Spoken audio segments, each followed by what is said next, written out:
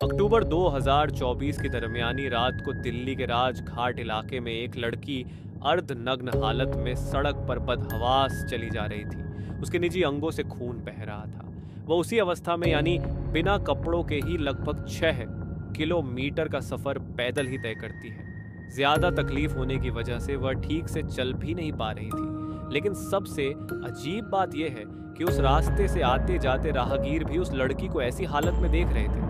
साथ ही कई बसें, कई गाड़ियां, ऑटो और बाइक सवार लोग भी उस जगह से गुजर रहे थे। लेकिन किसी ने भी ना तो उस लड़की की हालत के बारे में उससे पूछने की कोशिश की और ना ही पुलिस को इसकी जानकारी दी। वह लड़की पैदल ही गिरती पड़ती उसी अवस्था में चलती जा रही थी, पर कोई भी उसकी मदद के लिए आगे नहीं आ रहा था। लेकिन तभी वहां से गुजर रहे एक आर्मी ऑफिसर की नजर उस लड़की पर पड़ती है।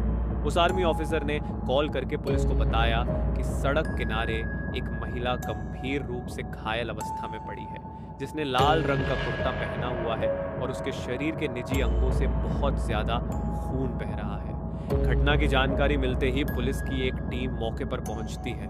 वहां लाल कुर्ते में एक महिला मौजूद थी, जिसकी हालत को देखकर लग रहा था कि उसके साथ दरिंदगी और मारपीट की गई है। उस समय वह लड़की यह बताने की स्थिति में नहीं थी कि आखिर उसके साथ उस रात क्या हुआ था।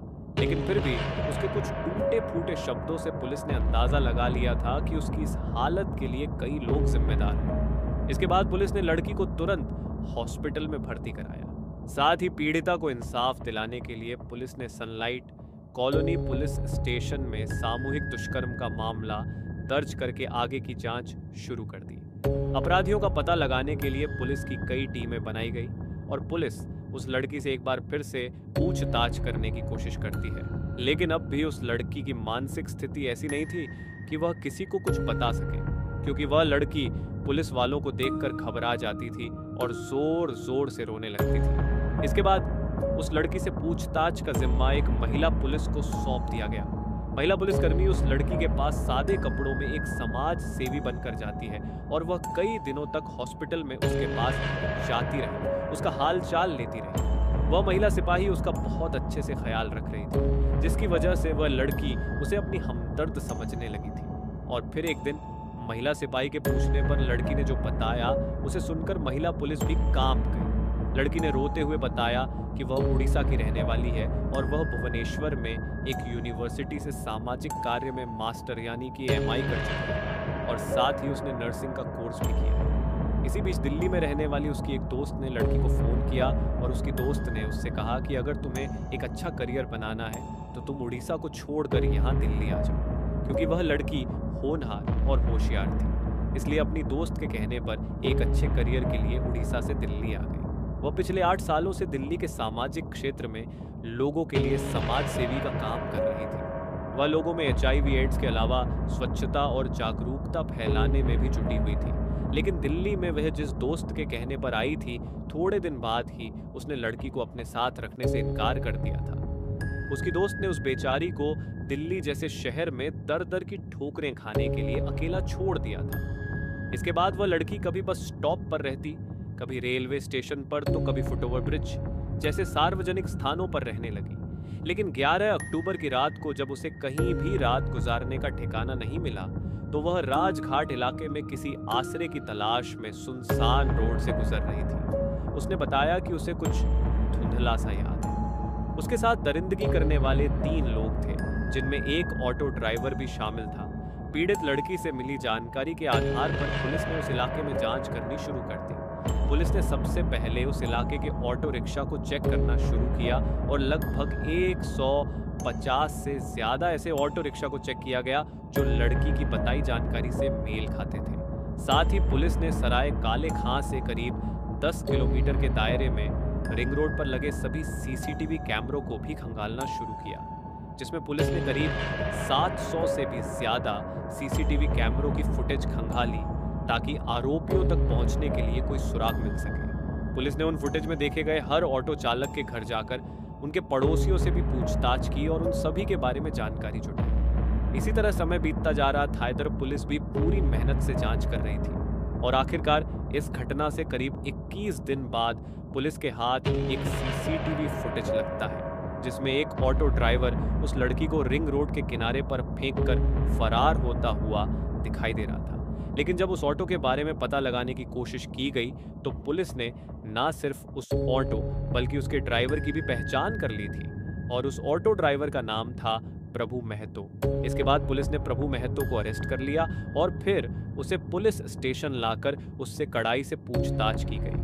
तो पूछताछ के दौरान पता चला कि इस घिनौने काम में वह अकेला नहीं है, बल्कि उसके साथ 2 लोग और भी शामिल थे, जिनमें एक आरोपी का नाम शमशुल और दूसरे का नाम प्रमोद है।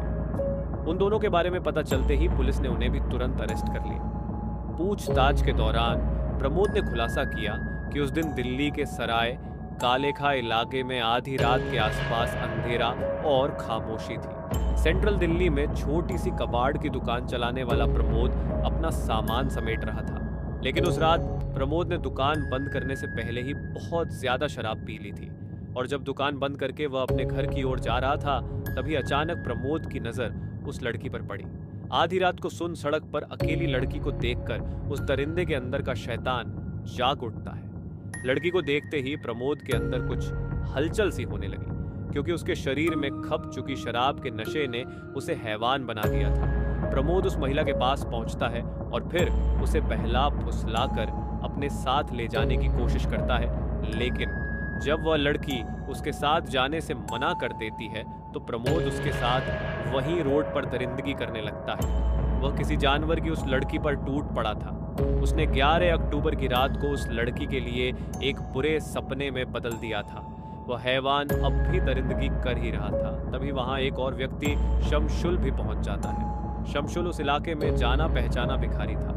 वह दोनों टांगों से विकलांग है, लेकिन दिमाग से वह शैतान और राक्षस था। प्रमोद को उस लड़की के साथ गंदा काम करते देख शमशुल भी हैवान बन गया था। वह भी प्रमोद के साथ इस गंदे और घिनौने काम में शामिल हो गया, और अब उन दोनों ने महिला की कमजोरी का पूरा फायदा उठाया।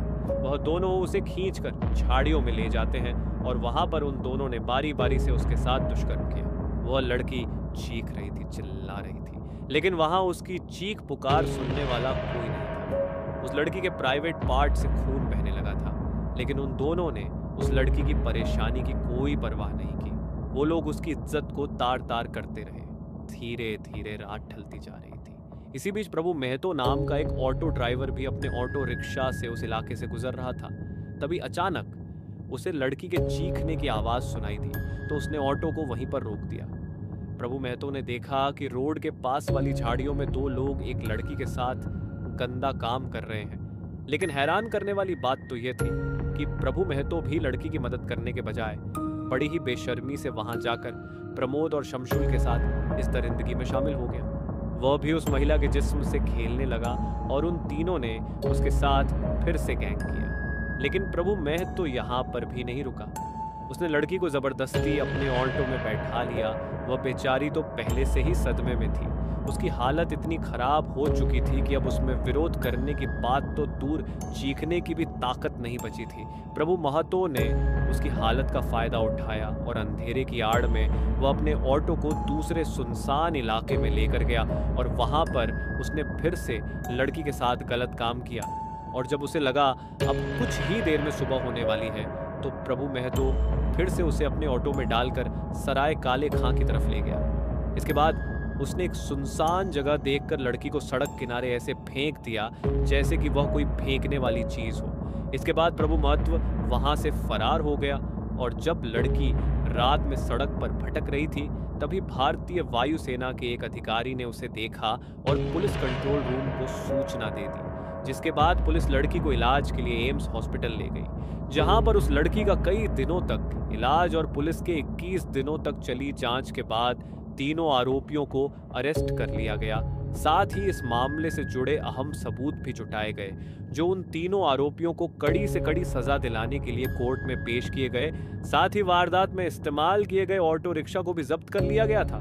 फिलहाल इस घटना के बारे में बात करें तो अरेस्ट किए गए आरोपियों में कोटला मुबारकपुर निवासी प्रभु महतो, नरेला का रहने वाला प्रमोद उर्फ बाबू और गांधीनगर के रहने वाले शमशुल को जेल भेज दिया गया है। वैसे तो सजा देने का काम अदालत का है, लेकिन आपके हिसाब से उन दरिंदों को क्या सजा मिलनी चाहिए था? कमेंट में अपनी राय ज़रूर बताएं। तो दोस्तों, आज की कहानी यहीं ख़त्म होती है। मिलते हैं एक और सच्ची घटना के साथ।